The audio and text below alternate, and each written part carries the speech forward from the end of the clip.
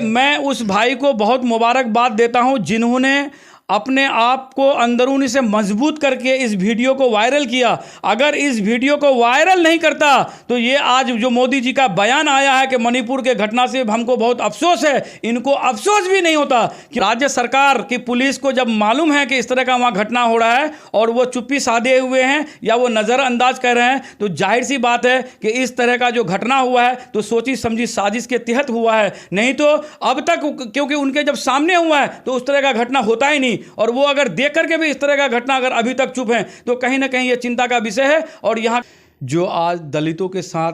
जो अत्याचार बढ़ा है, कहीं ना कहीं जिस जगह डबल इंजन की सरकार है, डबल इंजन का मतलब है कि जहाँ पे भाजपा का सरकार स्टेट में भी है और सेंट्रल में तो है ही है, जिस स्टेट में भाजपा की सरकार है वहाँ पे सबसे ज़्यादा देखने को मिल रहा है। इसका मतलब ये है कि दलितों का जो शोषण हो रहा है, मुसलमानों का जो अक़लियतों का जो शोषण हो रहा है, पिछड़ा अति पिछड़ा का जो शोषण हो रहा है, वो कहीं ना कहीं सबसे ज़्यादा इस मोदी सरकार में ही हुआ है। और जहाँ पे मोदी सरकार राज्य में है, भाजपा सरकार, वहाँ पे सबसे ज़्यादा देखा जा रहा है। इस तरह की घटना किसी भी कीमत में किसी भी दल को बर्दाश्त नहीं होना चाहिए। अब तक हर सेकुलर दल को कम से कम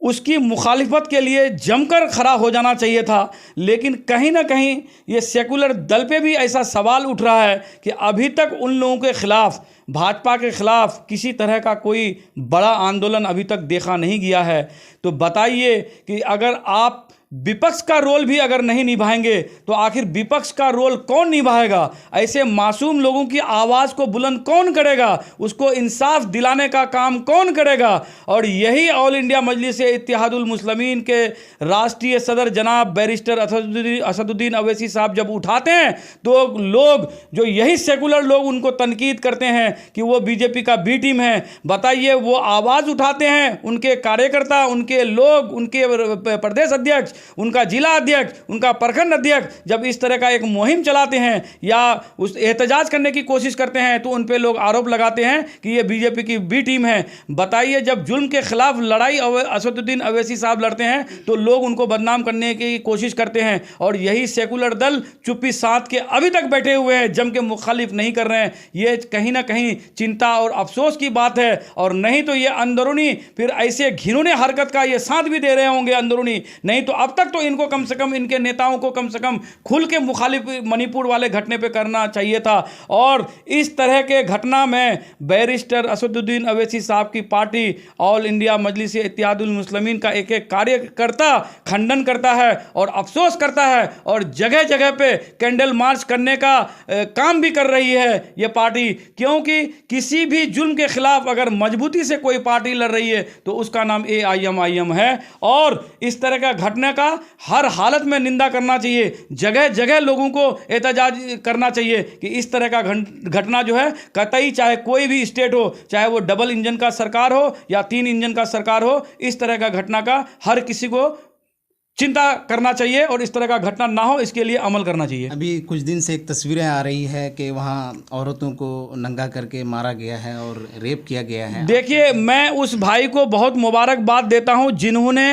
अपने आप को अंदरूनी से मजबूत करके इस वीडियो को वायरल किया। अगर इस वीडियो को वायरल नहीं करता तो ये आज जो मोदी जी का बयान आया है कि मणिपुर के घटना से हमको बहुत अफसोस है, इनको अफसोस भी नहीं होता। क्योंकि इस तरह का घटना वो अभी तक जो क्या नाम है, गोधरा कांड को लेकर के जो करते आए हैं, और वहाँ पे जो कांग्रेस की सरकार थी वो जो चुप बैठी हुई थी, उनको भी ये लग रहा था कि इस मुद्दे पे जो है वहाँ का अवाम भी चुप रहेगा। लेकिन वहां का अवाम कोई बेदार हुआ और ये वीडियो वायरल हुआ, तब जाकर के मोदी सरकार की नींद खुली। अब वो बोल रहा है कि हम जांच करेंगे, लेकिन जांच का विषय बोल तो उन्होंने दिया, लेकिन अभी तक कोई भी राज्य स्तरीय ये सेंट्रल कमेटी गठन नहीं किया और वहां पे जांच का कोई आदेश नहीं दिया, जबकि उनकी सरकार भी वहां पे है। वो चाहता तो इस तरह के घटना के लोगों को अब तक फांसी की सजा भी हो गई होती स्पीड ट्रायल करके, क्योंकि ये लगभग 3 महीने का मामला हो चुका है। अब अभी तक वो कोई भी आरोपी जो है अभी तक पकड़ा नहीं गया। ये कहीं ना कहीं ये बहुत बड़ी चिंता का विषय है। सर,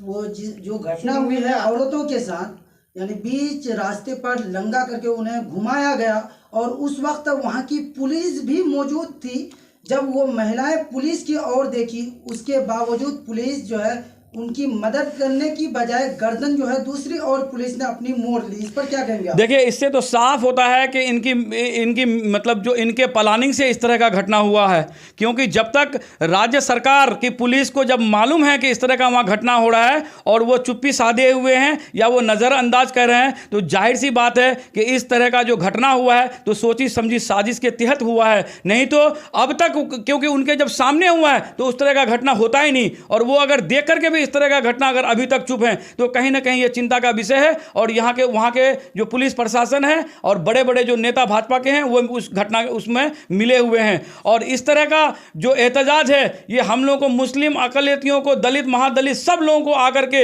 हर जगह चक्का जाम करना चाहिए कि इस तरह का घटना कतई कोई बर्दाश्त नहीं कर सके। और सेकुलर जमात से मैं अपील करूंगा, और खास करके सीमांचल के इन सेकुलर नेताओं से जो बड़ी बड़ी बातें करते हैं, अभी तक इन मसले पर चुप्पी साधे हुए हैं, किसी तरह का कोई बयान इन लोगों का नेता का नहीं आ रहा है। ये कहीं ना कहीं चिंता का विषय है। क्यों कि आज अगर उसकी बारी है तो कल हमारी बारी है, ये सोच करके आपको आगे बढ़ना होगा। क्योंकि ये भाजपा के द्वारा जो लोग प्रताड़ित हो रहे हैं, ये प्रताड़ित किसी के साथ भी हो सकता है, इस तरह की घटना किसी के साथ भी हो सकता है। इसीलिए इस तरह के घटना को हर दल को बीजेपी के खिलाफ, वहाँ के जो मणिपुर के सरकार के खिलाफ खड़ा होने की ज़रूरत है। तभी वहाँ का जो नेता है, वहाँ का जो प्रशासन है जगेगा और उन दोषियों को कड़ी से कड़ी सजा देने का काम करेगा। सर, सुनने में आया 6 आदमी को अरेस्ट भी हुआ है, क्या वो 6 आदमी चिन्हित है किसी देखिए, चिन्हित है या नहीं है उनका कोई लाइव बयान या लाइव उसका जो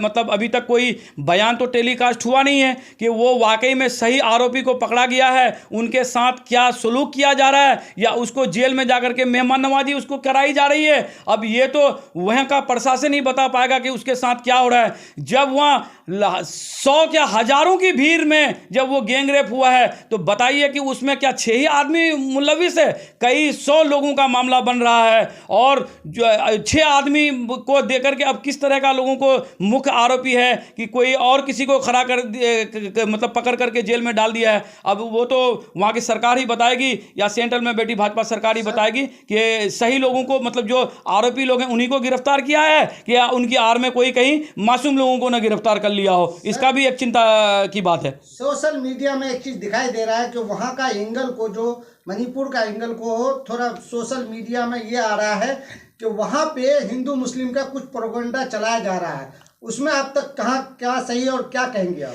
देखिए,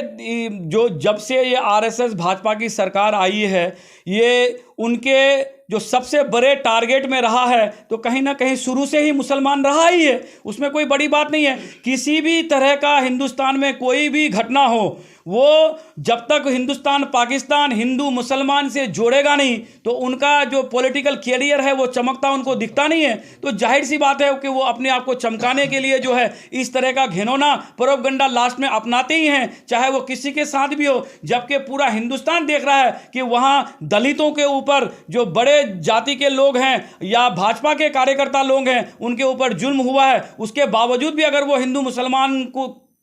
इस कड़ी से जोड़ने की कोशिश कर रहे हैं तो जाहिर सी बात है क्योंकि उनका आने वाला जो 24 का इलेक्शन है उसके मद्देनज़र इस तरह का माहौल को ख़राब करने के लिए और अपने वोट को समेटने के लिए इस तरह का प्रोपगेंडा अपना रहा है। लेकिन कहीं ना कहीं हिंदू मुसलमान दलित सिख ईसाई सभी लोग जग गए हैं और आने वाले वक्त में 2024 में इनको खदेड़ने का काम करेगी और इंशाअल्लाह